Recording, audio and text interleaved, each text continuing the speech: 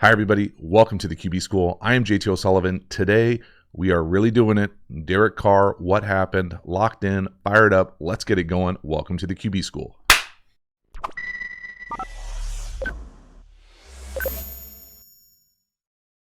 Before we dive into the video, quick reminder, we have revamped the Quarterback School Patreon community. Never been cheaper. It's never been easier to sign up. Never been more content available over there. If you're looking for even more Quarterback School content, hop over to the Quarterback School Patreon community. Great way to support the channel. Easy way to support the channel. And you get a bunch of additional content. Hop over there, make it happen. I appreciate the support. As for this video, let's get into it. All right, let's peel back the layers here and see if we can see why, from the film, Derek Carr isn't playing anymore. Now, this is a rough one. Rough game, rough L, 10-13. On the road, rough elements. But I think as we'll get into this, there are some things here that I think can be questioned from all angles, like most things. But what can't be questioned is the old man pump fake right here. Whoop! Look at my guy 90 here, fall for it. Yo, gotcha. I love it. Just a little crafty vet move. So design-wise here, it's worth talking about specifically this play because we see this play a few different ways. What this is normally just post with an over. Okay, and normally this over just continues to run. And this has been killing teams in the league here the last few years, especially middle field close looks. But what the Raiders do here is really run almost like a settle route where he kind of hooks up deep over the ball. So not quite as common. And I think right here it's worth asking why. Because do they allow the eligible to kind of settle here, or can he keep running? Or is this a true kind of, we're going to go up and hook up? Because if it is, I think it's worth questioning the design because the over element or the crosser element of it is what I think most people would classify as wide ass open. And so, these are the things when I'm looking at the film saying, hey, is this on the quarterback or is this on the offensive architecture? For me, this is on the design. That over up top has got to be an over. Now, maybe they saw something on film. They were going to take advantage of the middle. It's not there. Good decision not to throw it, not to force it. Go make a play. Love the crafty pump fake here at the end. But, again, for me, the design, you have to question when there's that much space and we're not attacking it. So, we come back to this. Next one here, 3rd and 7, touchdown pass. This is really nice. This is a lot of trust with Renfro in the slot up top. That's an absolute dot. Nice finish as well. Great accuracy. A lot of trust here. There's not a lot of space to put this ball. And so a few things here. The accuracy of this throw, the execution, 3rd and 7 touchdown pass, really nice. I think it's also worth acknowledging in this game, okay, there are some throws with this type of weather that's going to be tough and you're going to miss. But this type of throw on this type of out with really good coverage, kind of inside leverage, waiting for you to break out, kind of sit on that. He's right in his hip the whole time. This is just a better ball than coverage. And it's a nice finish as well. But it's such a good ball that you wonder, hey, do we have issues throwing the ball in this weather? Because that's a perfect throw. I mean, you couldn't go out there and hand it to him with better coverage. I mean, world class, elite, perfect ball placement. Nice finish. They're on the same page. So, yeah, it's good. It's great. But then it makes you think, hey, when we're having balls slip or missing balls later, why can't we execute quite like this? Now, did the weather change? Maybe. Hard to tell from the All-22. Next one here, play action. Now, this time, remember we did the post with the overstop? This time it's over. Keep running, buddy. You got to get the ball. Okay, this over from the tight end has to get the ball. I know he throws a check down, and there's a few times in this game where he checks the ball down for me when the ball has to go down the field. Now, I know he moves a little bit here. This, to me, is worth the discussion here. Pocket movement versus pocket reset. And that's where you get into kind of the nuance of kind of why I enjoy this channel. So here's the post, and to me, this ball on the over, it has to be thrown. Okay, so what was I talking about when I said pocket movement versus pocket reset? When you get to the back of this drop, if he decides he's got to move, so you have some violent movement where you have to move, do you stay on the run or do you kind of violently move and reset your feet? Because if you can move and reset your feet, you got to throw this ball. And I think this is just I think Derek Carr has a when he moves, he stays on the run and he gets himself in trouble. More than, hey, just get off the spot, reset your feet, keep your eyes down the field, and this is a big play. These are the types of plays, if I was the offensive architect, I was the coordinator, I would be upset that Carr didn't find a way to throw this ball, because this is a big chunk. We can get a check down any fucking time. Okay, and I emphasize the language because this is how people end up not playing. You gotta find ways to hit that type of open, especially with your big ballers. Look at the movement. So yeah, he has to move. I'm not saying he doesn't have to move. We take an L, and what is that, left guard? We take an L at left guard. Give up an edge. Violent move to your right, reset your feet, throw it. Yeah, you're gonna get hit. You are. Now, you stay on the run, you don't get hit when you throw a check down. Okay, so he's not getting hit, staying on the run, throwing a check down. But, like he soon found out, and I don't mean to be a jerk here and be too harsh, but damn near anybody can throw a check down. And they're going to find out with someone else throwing check downs now. Next one here. This is, to me, is an example of just not being on the same page really all over the place. This is a fake now screen with a little seam wheel, and he's trying to back shoulder this, kind of settle this. And this is a good example for, is this on Carr? Is this on the wide receiver? It sure looks like Josh on the sideline is pissed at the wide receiver. So we're trying to settle him. Look at the reaction here on the left. That sure looks like he's chirping at 84. So what is this play? Now, this play is a great play in high school, and I think that there's time and places for it to work at any level. But we're going to fake this little quick now screen. These are usually called bluff seams, bluff wheel. And so really you're just running the bones of all go into the boundary with this kind of fake quick screen or now screen. So you catch it. He does a really nice job of pumping and staying over the center. And then you just read this thing inside out. Now, because the corner gets depth here, he's trying to settle him kind of like a back shoulder here before the corner. And so they're just not on the same page. Now, is this on Carr? Is this on the offensive execution? Is this on the design? Is this on the wide receiver? I'd probably put a lot of it here on the wide receiver. It looks like he's just, it's not the way that I love this route run by 84. To me, let's just pretend we're coaching wide receivers in the league. Does this look like he's blocking? This is what used to piss me off at coaching lower levels of football.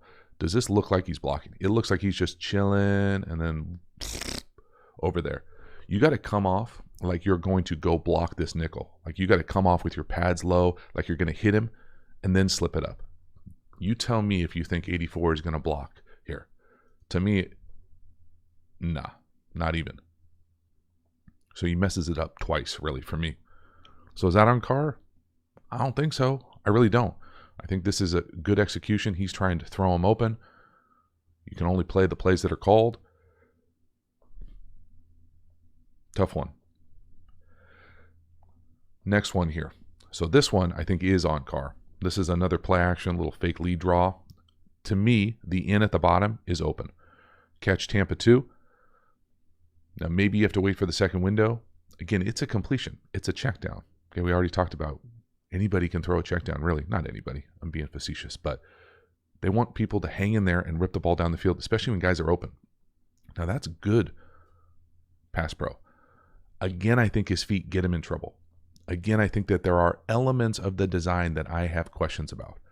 So, elements of the design that I have questions about. First of all, let's acknowledge what I think is open here. We're going to catch Tampa 2, and we're going to run an in here. Now, I don't think the first window is open. If this is the first window, to me, it's closed. But the second window is open. And what I mean by that is this kind of hook curl player, whoever it is, I don't know which one it is, as he drops, he takes away that first one. So if you just hang on this and put it right here, it's there, in my opinion. Now it's even more open because when we goes to throw the check down here, the hook curl defender drives up and makes it look even more open. But I think if he hung on there, it would be there because they run through, the Mike linebacker runs through with that. Now the other part about design-wise here that I would have questions if I was the coordinator or head coach, why are we in a tight split? So to me, if you're in a tight split like this, you usually have to like burst release this in to open up that window. Otherwise, get out here and take advantage of the space to catch that first window, second window. You're just condensing the windows when you're in these condensed formations running true ins like this. So first, let's see the second window. Whoop. Again, you tell me, could he hang in there and throw that ball down the hash? And again, I acknowledge the hook curl defender is running up with the check down. Okay, but I think between the hashes is open for that in. This to me is another example of why he's not playing. We're turning down opportunities down the field. And I get it, okay? Don't come at me in the comments. Yo, bro, it's snowy, it's windy. I get it. It's not always easy to throw in these conditions. But he does later. And he's shown that he can already do it now. So I want to see those balls thrown. Next one here, 3rd and 10. Big sail up top to the tight end.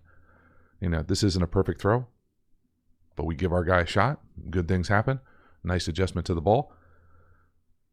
And again, I don't think it is going to be perfect in conditions like this ever, but you got to throw it. So I love how here we get good pass protection. We hang in the pocket. Yeah, we're always toesy. That's just how he plays the position. Yeah, the footwork is always the footwork. We get a little heel click. It's not as consistent as I would love to be able to generate power down the field. But he's able to take advantage of the pass protection, hang in there, give your guy a shot down the field for a big play. And that's a nice catch at the end. Now, sure, would you love for that throw to be, 5 to 10 yards the other way out here with a chance to score versus here? Sure, but it's not easy to throw like this, okay? I want to make sure I emphasize that. I get that. But you got to give your guy a shot. He does right here. It's a big play. Love it. Now we start really getting into a tough spot for me. This is a 2-minute situation, second quarter, 24 seconds left, 2 timeouts. We're going to run a squirrel up top. This is a hell of a route. This to me is one of those ones where I just don't understand. Now, first of all, I think Adams should get his feet in. Okay, he gets paid money to put his feet in. He catches it. Find a way to get your feet in, bro. But Carr, this is your boy, right? This is buddy ball. What are we doing footwork-wise here? Why can't we throw this with any anticipation? Again, look at the feet here. Right on the sideline, catch it, get both feet in. Okay, that left foot has to get in. It has to. Okay, so I acknowledge, again, it's not all on Carr. But this route, bro, you got to be able to throw it to your buddy playing buddy ball here with some level of anticipation on this type of route. So I'm going to call this a squirrel, just a little down, out, up, and come back. It's just like a double move comeback. But watch the footwork here. Back of the drop. Okay, it's not ready yet. Da-da, da-da, da-da, da-da, da-da, da-da, da-da, da-da, da-da. Wait till he comes out? Why are we waiting till he comes out? You have to be able to throw this with anticipation, bro. You're a Pro Bowler, multi-time Pro Bowler, played almost 10 years. Throw it. Throw it. Throw it, throw it, throw it. He's coming out of it. Now we throw it, and now we're late, and now it's on the sideline, and we can't get our feet down, even though he should get his feet down. Okay, so it can be all of those things. But you got to throw this ball. And again, he rips this ball. This ball's great. It's just late as hell. The pass protection is good enough. The design is good enough. Everything except the timing. And so for me, again, another example. We're turning down balls down the field. We're late on balls to our buddy. And when you're late on balls to your buddy, that's like the worst of the worst. Halftime. You dig the channel and you haven't already, please like, subscribe, hit the bell, get the notifications. It lets you know when we go live, when we put out new content. I really appreciate the support for the channel. Again, the Quarterback School Patreon community, there have never been more members. It's never been cheaper. There's never been more content available. If you're interested in supporting the channel and becoming a Patreon member, hop over to the Quarterback School Patreon community. The link is in the video description. I appreciate the support. We also have a bunch of courses. The courses are really the premium content available through the channel on my favorite topics in ball, how to beat every coverage, RPOs, pass protection, tempos. We even have one that is a complete full offense. So if you're interested in any and all of those topics, you can find the courses in the link in the video description. And then finally, we've got a bunch of additional free resources. We've got a Pass Pro Quiz, a play calling tool, a free course on the passing quick game. So if you're interested in any and all of those things, the links are in the video description. I appreciate the support. As for this halftime break, let's get back to the video. Next one, again, a miss to Adams. This one to me is just a quintessential kind of unnecessarily sloppy footwork. Now, yes, we take a L up front with a TT stun. Okay, we got a guy running at you. I got you. But we've got to be able to hook up these layups. These are the ones that I think everybody is used to Adams just being handoffs from Rodgers. So he gaps him at the line of scrimmage right here. Boop, separates super quick with a great release. You've got to be able to just take a normal drop, bro, hit your back foot, and throw it. Okay, yes, there is some element of a little game up front where they get a free runner, but if you just take a normal drop, don't bail out like you're shooting a fadeaway at the rec with no one on you. And you can see the unnecessary movement. See his feet? Look at his feet. His feet are lined up to throw, to the sideline, like he's going to try to hit McDaniels in the forehead. What are you doing? Why? This is the type of stuff that just drives me crazy. Probably why you don't see a whole lot of Carr, or ever saw a lot of Carr on the channel. It's just not my favorite football to watch. But you can see here, yes, there's a free runner. Okay, yes, I get it. He's going to get hit. But the way he plays, he doesn't get hit, but he doesn't make the throw. And we miss. Now, could he catch it? It would be a hell of a catch. Does it hit his hands? Yes. But that to me is a miss. Damn, missing layups now to our buddy. Next one here, 3rd and 10. 4 verticals. This to me is just a weird ass throw. This is one of those, I'm going to attest it to weather. Okay, this ball looks like it slips coming out of his hand. This ball normally, I think is a few things. Okay, I'll put it this way. Look, even Santa is fired up with that crazy throw. That thing comes out like a little bit of a hand grenade. The old wet thumb, Brad Johnson. Now, if you had a marker, you would say, hey, just throw it right here, okay? This is the guy. Someone's going to screenshot me and be like, he should throw this, touchdown, okay? Don't be the screenshot guy. I get why he's trying, how this works, okay? Talk about how it works. He's probably trying to go up top, okay? That's the money up top, right? It looks like they're trying to keep a safety over the top here. So if they try to keep a safety over the top, then great. You should have this special. The guy running the inside vertical, the number 3 vertical. Where the ball is thrown. But he throws like a weird touch ball, assuming because it slips. The ball, normally, if this guy turns his back, is what? Right at him. He can only cover the width of his shoulders, put it right on him. That's the ball. So the decision of the ball to be so high, I'm going to attest to weather. It doesn't help, though. Oh, baby. That thing just comes out funky, right? Yikes. Tough. Really fortunate as well. So rough end to the first half. Again, you can see there that throw is there, right? Right behind 39's ear. Right there, throw it right at the 8. Instead of that ball, that leaves the screen. It's just strange. And I'm going to attest it to just weather. Because that's not a throw you see guys make in the league very often. That type of miss. Next one here, first play, second half, interception. Now we're starting to get in real trouble. So we got an interception. To me, this is a weird throw. And we're going to talk about kind of the nuance of this throw because I harp a lot on this channel because I want to see anticipation. I think anticipation shows a lot of things for a lot of quarterbacks. This is one of those counterintuitive ones, okay? So wrap your mind around this. Don't just shut down where you really don't want to anticipate. So this is the difference between anticipating and startling a wide receiver. So he's going to startle the tight end here on this long trap kind of pop pass. When he goes to throw this thing, yeah, it's there. He throws it with anticipation. 87's not looking, right? But that's not a route where you expect that ball on your face like that right away. You're expected to kind of get up and run away from someone and let that thing develop. It's not a anticipation like out route or post or glance, bang eight type thing. And so, maybe they're coaching him to do that. I doubt it though. So for me, this is one of those ones that very much is on Carr, but it's also one of those things where, hey bro, you say all the time you want to see anticipation. Yeah, not like this though. This is the kind of nuance and detail for me where you be the judge, okay? It looks like he's rushing this. So yeah, I acknowledge the fact that he is getting grabbed. This tight end is getting grabbed. Okay? There's good pass protection here. Sit back here. Let him win. Run away. Okay, you got all this space to throw the ball. As opposed to playing what I'm going to call, lowercase panicking. Panic, boom, rip it right on him. Now it's a pick. Bad things happen, middle of the field, ball gets batted up. But you don't have to throw this ball this quick. You see all that space over there? Playing man coverage? Oh my God. Just so unfortunate, unnecessary. And to me, and it's hard because when you watch it from the back, you're like, man, he's playing with great anticipation. Not all anticipation is the same.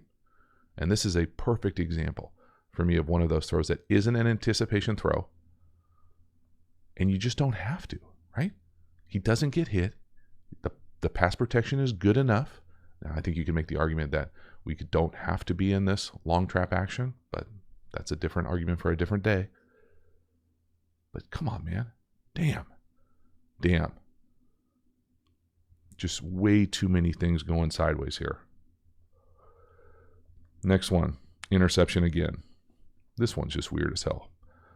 For guys who are normally always on the same page, and I would say Carr and Renfrow here for a long time in the league, they're just not here. And you can see Carr's reaction right here. I mean, he expects Renfrow to settle down there. He is essentially operating like he's uncovered. So what I mean by whatever this is supposed to be, okay, when he comes off and there's no one there, Carr expects him to just kind of throttle in this space, and he's able to quick flash fake and put it on him, as opposed to kind of what most people would say like running to get covered. Don't run to get covered in many instances where if you come out and there's nobody there, just get your eyes back, especially quick like this with guys who have played together for a long time. To me, this is much more him and Renfrow just not being on the same page, because it's there. He sees it pop. Renfrow just doesn't see it. They're not on the same page together. Again, bad things happen over the middle of the ball when the ball is tipped up. A little unfortunate that it goes right into a guy's hand behind him, but to me, I like how Carr plays this one. I would imagine that Renfrow is probably saying, yeah, my bad, bro. I probably should throttle down right there, right where you threw it, and that should be an easy hookup. Tough. I mean, now we're really in the tough waters. Next one here. This is a tough one too. We're going to get sacked. This to me is hot down here to the bottom. Now, is this a poor decision or a poor route from Adams? I'm going to probably go both. And again, not a great answer for some people. To me, we have a free runner on our left offensively.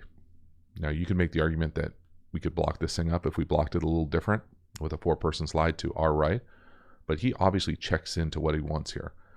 Free runner to our right here, you got to throw the ball hot. He sees it, right? Like you can tell Carr sees it. He's not startled by it. But the route, it looks like an option route. And so you don't want option routes with hots because they take too long. So watch Adams' route down here to the bottom. He's in the bottom slot. This is not a hot route. You quarterbacks can't wait for you to make your move, chill, and then come out of it. I mean, he's already in the grasp before you know where he's going. And the reason you can't throw this with anticipation usually on these option routes, and the way you can tell option routes is they're usually slower off the line of scrimmage, and then they come out and they kind of stutter their feet. So he probably has the option to go in, maybe even to the post, to set down like a hitch or run out, how most of these choice routes work. What you need when you're hot is, first of all, if someone comes off your face like this, usually some of these things will have a built-in just run a flat.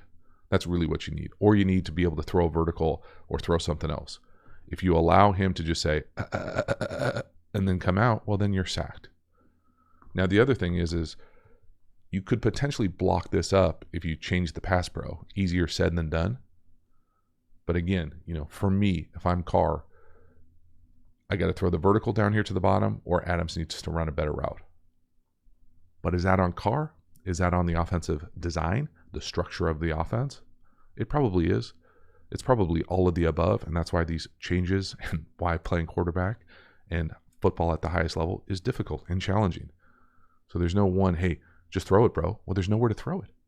Now we're taking sacks, and now we're in all sorts of trouble. And finally, this last interception is a tough one. We're going to get a little switch release dagger down here to the bottom versus Tampa 2. Renfrow is open. This has got a chance to be a massive play in this game, and we miss it. We miss it, in my opinion, because of Carr's footwork. Another example of pocket movement versus reset and running to trouble. He makes that throw unnecessarily difficult. He looks like he's trying to be Mahomes here. This is a throw Mahomes makes with his eyes closed, but any mortal should just reset up in the pocket and throw a strike. It's great vision, right? He sees it. This shouldn't be there. At the snap of the ball, and you're running what I'm going to call switch release. So he's running the in, and Renfrow is running the, you got to get on your ass, haul ass, and run the clear. That shouldn't be there versus this look. This look sure looks like it's going to be a close look. They end up running out of Tampa. And so this player becomes the middle hook player. And so it's there. But the reason he misses it is because when he hits the top of his drop, instead of moving up and resetting, he just continues to move up and run up like a little lowercase panic. And it's a bummer that that's not the best way that I like to describe quarterback play, but that's what the film says here. I mean, just hitch up, relax, trust your pass pro, and throw a seed instead of a panic on the move flick for the L. And it's a bummer, and I don't think it's just Carr. I don't think the film shows that it's just Carr, but Carr's playing a big part of some of these disaster L's. So that is a wrap. Derek Carr, week 16, tough L on the road, tough conditions. Okay, set the context for what it was. It's a tough situation, in my opinion. Yes, Derek Carr not playing his best ball right now. Is it just him? No. I think we showed some design question marks, some pass protection question marks, some help on the perimeter question marks. So it can be all of those things. But Derek Carr, the player, I think the most concerning thing for me watching it has always been a few things. One, the timely turnovers, just how that works out, that's always going to be tough. I think the way he plays the position for me, just the footwork, the kind of toesiness, the unnecessarily difficult levels of some of his pocket movement choices, whether it's a reset or it's moving to trouble, and you couple that with what I would consider turning down throws. And again, acknowledging weather's tough. Weather's always tough in December in pro ball. But turning down some throws that I think are probably classically defined as open in the league for checkdowns is going to frustrate coordinators, offensive architects, teammates, all of those things. So it can be all of those things. It's always going to get messy here when these things go sideways at the end of a season. So unfortunate on a number of different levels, but I do think the film shows that he's just not playing good enough ball or the best ball that he possibly can right now. And it's unfortunate when you got to make a change and the messiness elements of it. But the film is the film. Let me know if you disagree. I certainly appreciate you hanging to the end. I will see you next time. Have a good one.